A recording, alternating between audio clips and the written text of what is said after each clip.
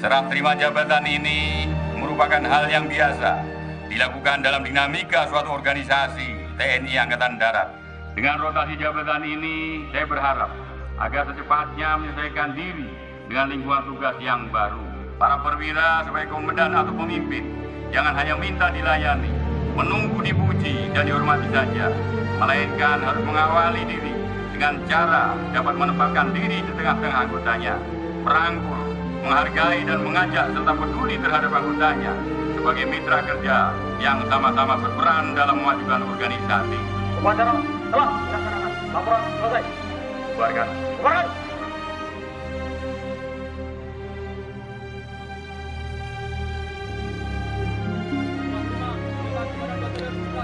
Baca